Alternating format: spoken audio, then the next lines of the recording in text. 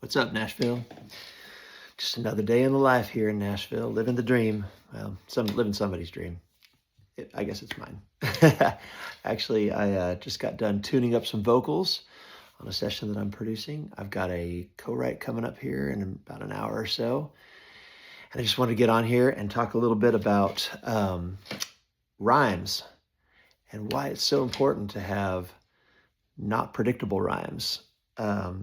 It changes everything. I think when I'm listening to songs and I hear a predictable rhyme, it's crazy, baby, forever, together, stuff like that, I get turned off by the song really fast. And I think most industry people do as well.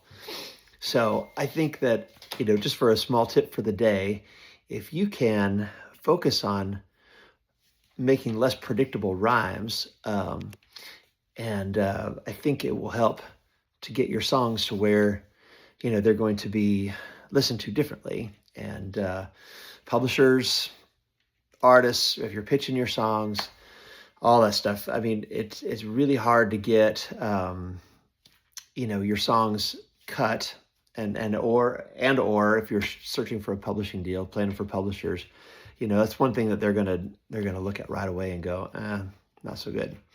So try and find rhymes that are not only not predictable, but also I like to focus on making my rhymes like nouns, person, place, thing, something really specific, and try and be more specific, not just beer, but what kind of beer or what kind of truck or, whatever. Just don't settle for, things that are, predictable and things that are not, going to make an artist that's looking at cutting songs or a publisher that's thinking about signing you to a publishing deal.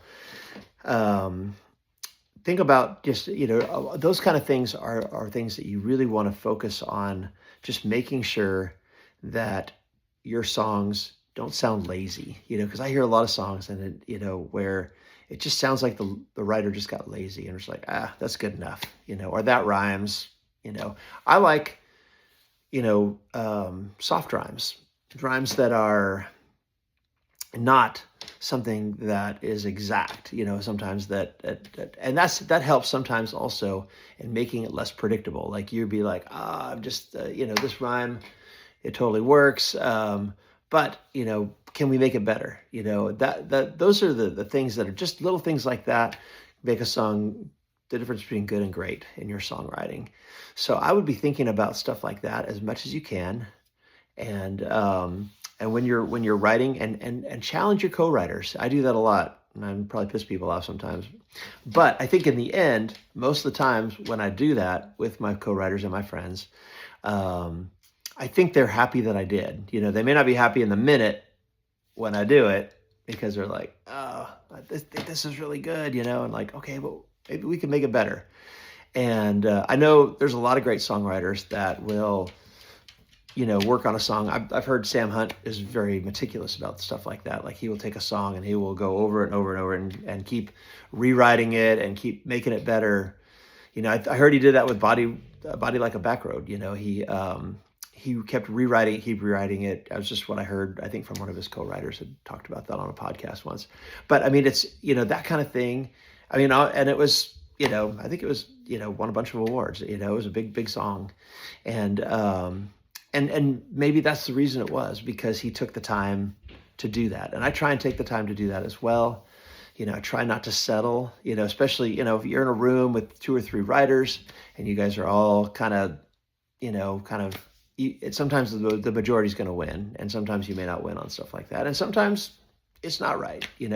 There are no hard, fast rules that are, have to be a certain way every time, and it's going to be different. There's going to be rules that will be broken.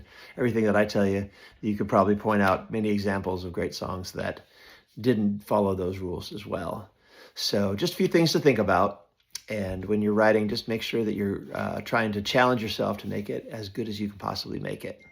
I hope you have a great day. Peace out.